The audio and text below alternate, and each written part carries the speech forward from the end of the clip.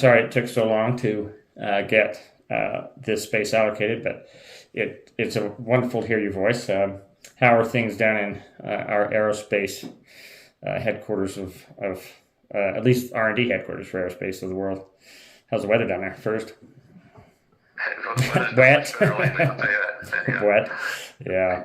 We're under 60 feet of snow in the mountains, and Oh my as you know, it's goodness. been 60 raining quite a feet. bit. Yeah, 6 60 feet. 0? Yeah, Okay. 60. Yeah. Goodness. Well, between the floods that wash out the vegetation and the fires that do finish the job, Well, I still love Southern California in particular, not only because my family vacationed down there for 2 weeks of summer since I think the 1930s. Lovely, lovely area. But also, Yeah. I fell in love with aerospace at a very young age, and so it used to be that the Planetary Society and Caltech and JPL were actually at a young age a place I'd love to visit. And I applied. Oh yeah. I applied to Caltech for my undergraduate work in physics, but I was only like 15 years old, and Berkeley got me in, but I got a scholarship here at the University of Utah for full academic ride. So hard to turn that down on a professor's income of my father. So Absolutely. Yeah. yeah. JPL is a great place to go visit. If anyone has an J, opportunity J, to do that. JPL is a wonder. The way I look at it in the aerospace sector, you have on the left coast, Southern California, you got propulsion R&D and in-water testing of anything that's going to go into space, including the astronauts, especially the astronauts. And I believe you may have heard this, but I was the sponsor, a financial sponsor, and helped with the oversight of the overall program of the world's first solar sail project. And so I was down there frequently at JPL and Caltech and the Planetary Society with the Carl Sagan Foundation, and that pulled that together in the early 2000s. Yes, and it was a remarkable experience and endeavor to work with those great people down there. Whatever. Yeah. Whatever happened to the solar sail? Well, the solar sail, it was a vision of Carl Sagan, among others, and Lou Friedman, late Lou Friedman, and late Carl Sagan of the Planetary Society. And, it's somewhat difficult to understand why Joe Firmage would be putting money behind technology that, tests bouncing photons off of the equivalent of a sail, like a wooden ship and cotton sail back in the colonial era, but that approach had so many things to test and to gain insights regarding the interaction between solar radiation and the various types of energy and propulsion systems. Besides that, it was to be a signal flare to test and hopefully have something, at least a successful failure, or if not a success. You know what a successful failure is, right? Oh yeah. Yeah, You'll learn a heck of a lot. Well, but this was also a remarkable opportunity to advance some strategic diplomacy between the U.S. and Russia at the time. We had an agreement with Russia and the United States aerospace entities, including NASA, to convert a decommissioned Russian nuclear submarine, and take out all the nuclear technologies they did, and put on one of their ICBMs a solar sail capsule effectively, and launch it from the sub in the Baltic Sea. And so all the engineering was done by Caltech and JPL, and under the astute guidance of Louis Friedman, head of the Planetary Society at the time, and Ms. Andrew Yan, the late Carl Sagan's wife, and I were the project financer. I was the project financer, and she was the creative director effectively. And so the entire program got about a year's worth of work. I raised about $4 or $5 million, and so it was all set to go off, and basically with the number of natural delays and fits and starts to get there, it did. So we got all the way out to the point of launch in the submarine. Just Discovery was filming the thing, and in situ. And so when the launch sequence went, the entire launch trajectory went actually beautifully according to plan. And when the nose cone separated out, some kind of error occurred in the explosive disconnect between the ICBM and the container around the core instrument itself, the solar sail. And so in that lightweight explosive disconnection, it apparently damaged it damaged one of the solar sail's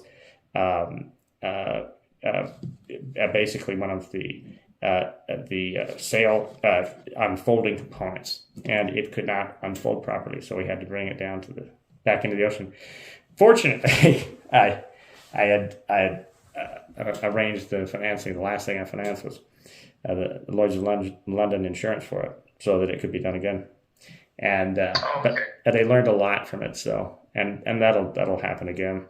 But most of all, I simply wanted to help fund a dream of Andrea and those people in the aerospace world that wanted to see that type of propulsion tested.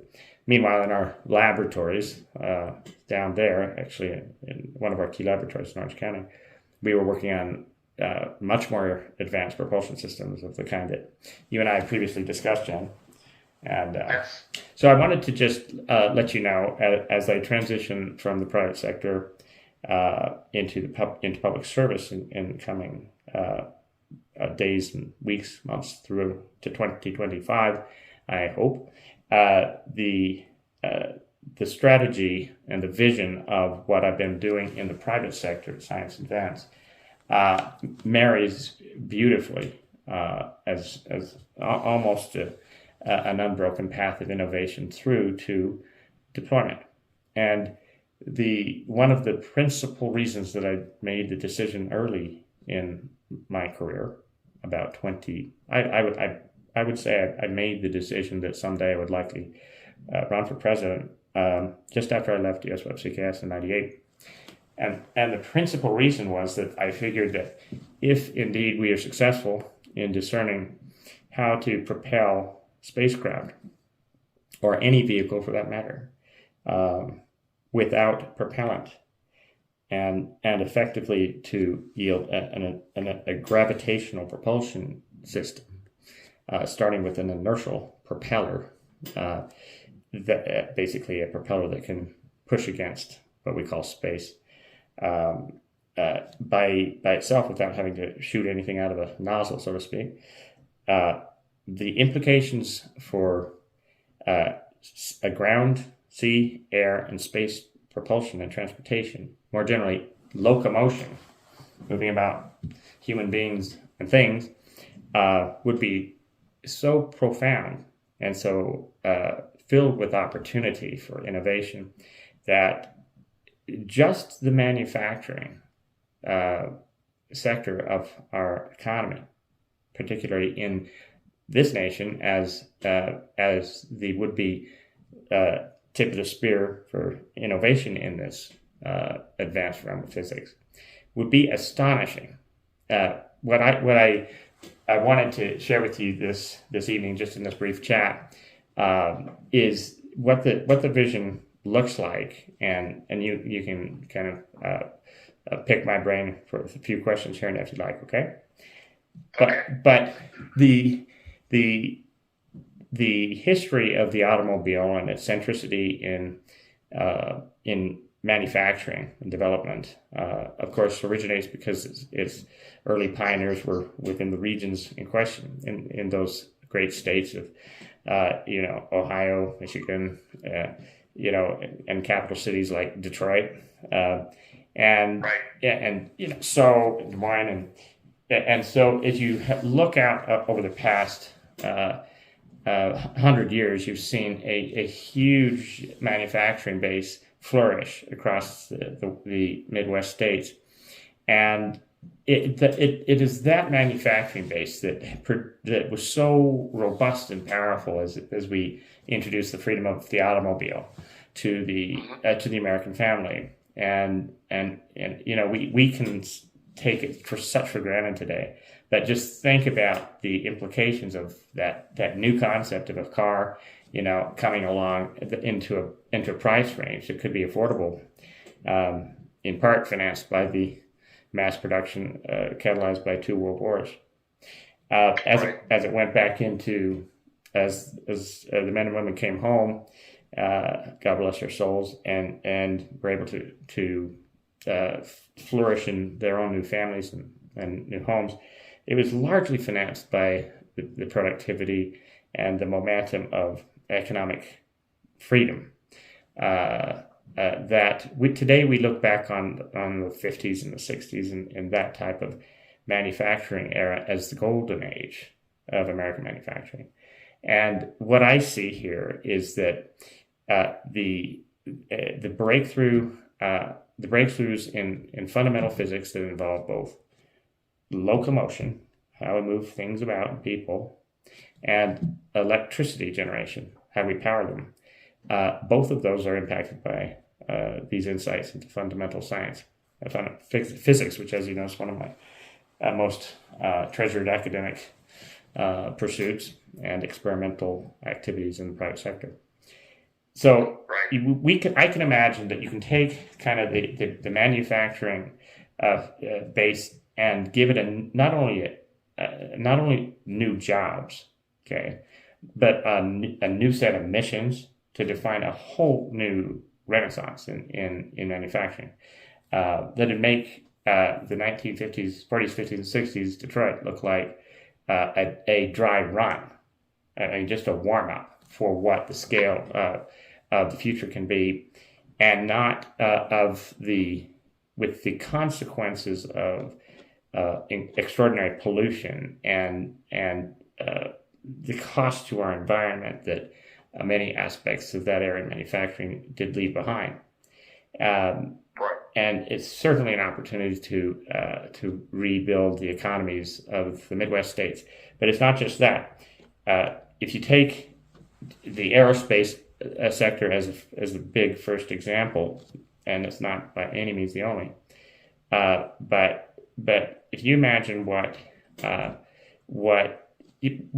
you see in the best of the science fiction programs out there, Star Trek is among my favorites, and a lot of people share that point of view. But I think there's going to be a startling, dawning realization of just how prophetic some of those great motion pictures are, and it is not, in my view, a coincidence that in the latest feature films they show these magnificent visuals and depictions of how the actual design and construction and lift up and lofting up these gigantic craft can be.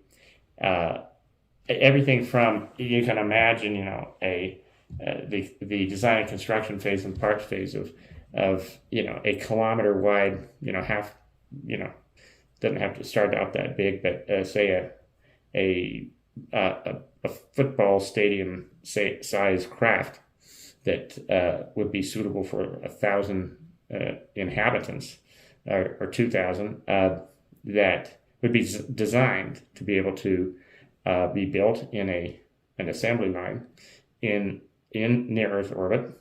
It would look a lot like a sequence of these gigantic disc-like crafts that's made to be basically a small town city with the appropriate construction and engineering of all the things that you need, from defensive considerations and even weapon systems for protecting itself from inanimate astrophysical obstacles and threats, and also more sophisticated things like meaning life, and but designing them like little cities that can in fact potentially be placed not only in orbit but eventually to settle down on the ground in a cohesive unit. So that's kind of the ecosystem that we have today of Southern California for R&D and Texas, Houston, Texas for NASA command and control, and on the right coast, as I say, in Florida, in the launch capabilities. We're going to be adding the central Rust Belt states to those in a united new manufacturing era for America. Yeah. And that's what I hope. How soon do you see this becoming a reality, Joe? I believe that the combination of our need to be able to have an expansionistic economy to give us the resources that are available above our heads to be found in, for example, the realistic mining of really vital metals and other minerals that we can find on the moon and on Mars, and the need to also a driving need is our need to protect against extinction level events, or ELEs as they're known. We're just one large asteroid strike away from the possible extinction of our species and many, many others as well. That's not a risk that we can afford to take to sacrifice the God-given gift of life on Earth, particularly intelligent life, human beings, because we did not evolve to this point to get snuffed out, and we are creative enough, intelligent enough, and we've just become smart enough to avoid that kind of fate. And so I view that it is an absolute commitment of me as a candidate, and should I be in that sacred office, you bet I will see to it. And I have proposed a financing mechanism that does not depend on taxation or debt to do it, which is a major, major problem that has bedeviled even thinking on this scale before. I think that by between 2025 and 2030, we could very feasibly be underway in launching our first gravity-propelled spacecraft, and then the subsequent half decade to come. I see absolutely no reason why we could not be realizing in the mid-30s the first large-scale construction of vessels for literally city-sized craft in space, and capable of traveling not just to Mars, but using these propulsion technologies to get to these local celestial bodies within hours and days, but nearby stars with habitable, or at least potentially habitable exoplanets within months, by the mid-30s.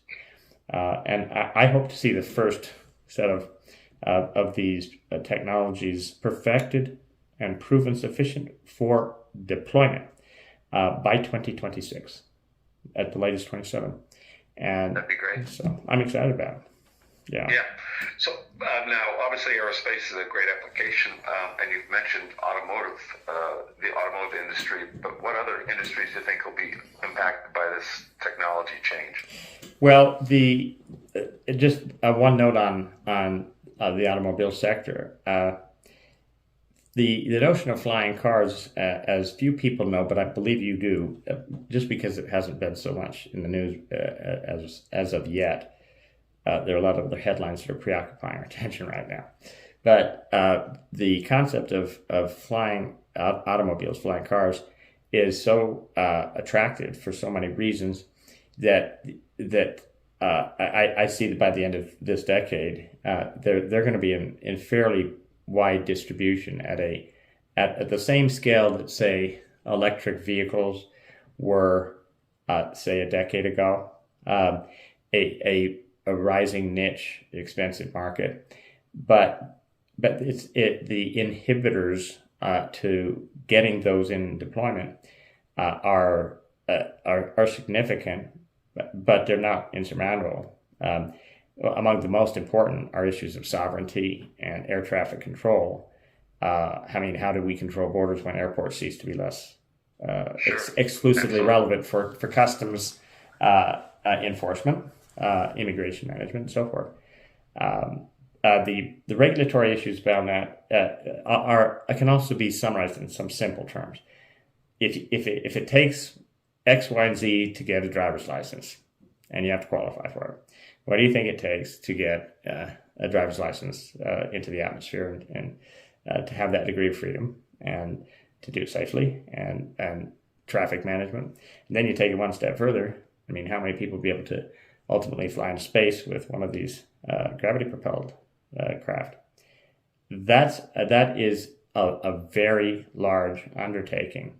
And I'll tell you this, Firmage administration will lay the groundwork such that in the next 2 decades, I would be very disappointed in myself if we did not have a skyway transportation system that spans the United States in corridors that are in the air and that will be safe or safer than the current freeways of the present. And so I'm excited that in my lifetime, surely by 2040, 50, as long as I live that long, that we're going to see a mass market adoption. I believe, Jen, that you're going to be actually. How old are you again? Let's see. I'm 68. 68. You're still young, especially with how healthcare is evolving. But I think that in your lifetime, you're going to be able to fly through the solar system and come back for dinner. That's what I believe. And maybe beyond. That'd be awesome. Yeah. Yeah. So this is going to have a major impact on our economy as well. You bet. The genesis of what's so good about American ingenuity and its impact to the economy is that at this time it's been some time since we've had a genuine large scale implication to a core scientific discovery that fundamentally changes locomotion and energy supply. And those innovations tend to happen in physics or chemistry. So the impact to the economy is going to be felt even more substantially than was ever previously possible, because the only way we're going to be able to finance this is with this something like the new concept of the Congressional Charter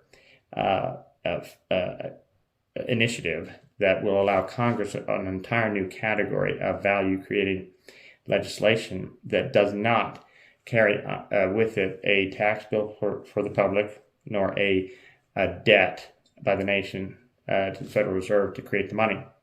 It is indeed the equivalent for new legislation of this new era in economics that I'm bringing to DC for tax-free legislation, but it brings the capabilities of Wall Street, but with better government and governance, in my opinion, to Congress and to future presidents, hopefully starting with Firmage administration.